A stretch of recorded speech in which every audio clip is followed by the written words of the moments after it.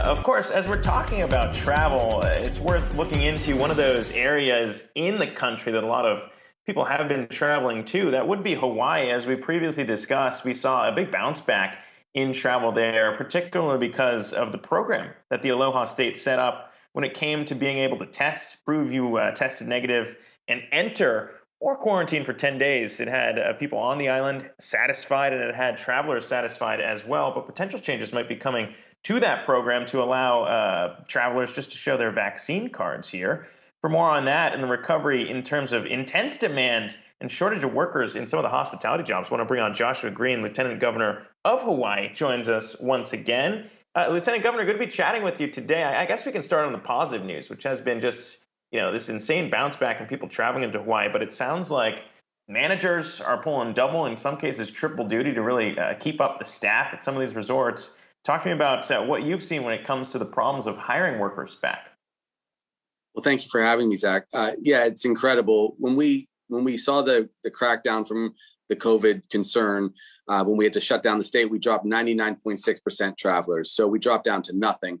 Now we're back to where we were in 2019 and maybe even more. We're seeing 32,000 people come to Hawaii a day and safely. But that means lots of people have to be at work, and a lot of people have not come back to the workforce yet. Our unemployment numbers are dropping through the floor, which is great, but we can't find enough people to work at the moment. We've, of course, tried to really be careful and balance the infection and spread. I'm a physician otherwise when I'm not being lieutenant governor, and I'm always monitoring that. Hawaii has the lowest rate of COVID in the country, the lowest death rate by enormous margins, but that's what it took. We had to put that pre-test in place so we didn't have COVID flying into Hawaii and that we kept ourselves safe. But the balance is extraordinary to watch, because after being locked down for 15 months, the whole world wants to, let down their guard a little bit, relax a little bit, celebrate the beginning of the end of COVID. And so when people thought it would take us several years to get back, I knew that wasn't right. We're already fully back with our numbers. So when people travel safely, travel with Aloha. We'll go over the details, I'm sure, here in a second of what you have to do to come to Hawaii to avoid quarantine. But my gosh, there's so many people coming. So let me just say thank you. Thank you, America, for coming back to Hawaii, for trusting us.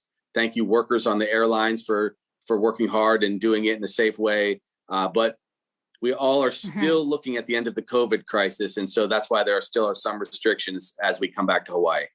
On the labor shortage, what do you attribute the crunch to? Especially when cases are so low, is it about the benefits that are in place? Is it about people maybe reconsidering the jobs they once had? As it's specific to the state, what are you finding? Both of those things. There was a lot of fear. Let's be frank. Going back into the workforce, some people weren't vaccinated. We're at 57% statewide vaccination right now. So that means 43% of our people are not yet vaccinated. So some people are still wary of catching COVID. Other people are rethinking their lives. We went through an existential crisis here in Hawaii, across our country, across the globe. And so a lot of people are wondering, is it worth going back to work? Also, of course, the benefits are still there, and the unemployment benefits plus the plus up, all of those things kind of make sure that we keep people alive and paying for food and rent and so on. But we haven't necessarily reached the tipping point at which people say, okay, I've got to get back to work. So pretty much every sector in Hawaii is seeing that, in hospitality, at restaurants, at a wonderful company, Hawaiian Host, friends of mine, all these people, they're having a hard time getting some people back to work. Although I do think by fall, everyone will get back to work because we're normalizing the world again.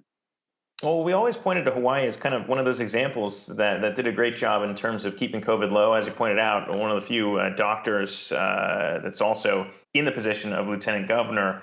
But now, as you look to shift things, it sounds like you and the governor might be going back and forth about what's the right level to lift some of those restrictions and allowing people to show just their vaccination cards. As you pointed out, about 57% in terms of vaccinations in Hawaii right now on the island. Sounds like he wants 60% before you shift over. I mean, what's the right way to look at it in terms of, I guess, filling both boxes and allowing this quicker recovery in travel, boosting that, and then also staying safe at the same time?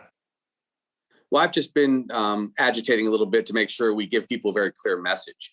We are very close to 60%. Like I said, we're at 57% fully vaccinated now for our state. That's about 40,000 shots for us to get to 60%. If people want to know the moment Hawaii touches 60% so that they can use their vaccination cards to travel here, follow my social media and I will announce it right then. It's at LTGov Josh Green, at LTGov Josh Green, and we'll announce it. We do things in real time here in my office, even though we're 6 hours earlier than you guys on the East Coast. When we touch 60%, which I think will happen in about 7 to 10 days, then we will make the announcement that people can use their vaccination cards, uploading them to the Safe Travels website, and just come in. Until then, let me be really direct. We have very low cases of COVID. We're safe. We're doing great. But until we touch that 60%, you still have to get the pre-test, which is a pre-test within 72 hours of traveling to Hawaii. It's on our website. It's a nucleic acid amplification test. That's, a PCR test. And you just go to hawaiicovid19.com to get the updates. But it's going to be great when we can simplify. We already did this. If you were vaccinated in Hawaii, you've got your vaccinations here, you can travel back using your vaccination cards. But we are going to be very careful because we wanted to be able to verify that people across the country got their vaccinations. And let me be very specific, Zach and Akiko. You have to be fully vaccinated. So you've had your Pfizer or Moderna shots, both of them, or Johnson & Johnson, plus a full 14 days have to pass. And on that 15th day, you're considered fully immune.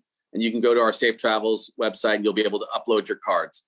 But we have to touch that 60% per the governor. So I don't want anyone to fly over July 4th and say, oh, darn it, they only made it to 59% and I can't use my card. We will announce it. We will announce it when we touch 60%. And then we so welcome everybody because you'll be traveling safely to Hawaii. Lieutenant Governor, what does the budget picture look like for you? I'm thinking back to our last conversation when you were talking about how significant a hole you were having to deal with people not being able to travel, with the tourism, with the state so reliant on the tourism industry. What does the revenue picture look like now that you've got more and more people visiting? We're kicking butt now. So we're now at 32,000 people a day. The Safe Travels program, which I launched on October 15th with the team, has worked. We've had 4,507,257 travelers in 8 months. We're going to get overall, we're going to touch 5 million visitors in the course of a 12-month period since we started that. Now, that's the good news. We're going to have 5 million visitors. The flip side of that is normally we had 10 million, and that was probably too much, but that has represented a big recovery. It has re-injected $6.5 billion in the long budget timeframe for us back into our state. So we survived. In other words, we survived. People are now actually beginning to thrive, but it's really because of the generosity of you guys traveling to Hawaii safely. We so appreciate you. We don't have COVID here practically at all right now because of the pretty extreme precautions we've taken. But economically, we recovered, I would say, 2 years faster than we had expected when we last spoke. Wow.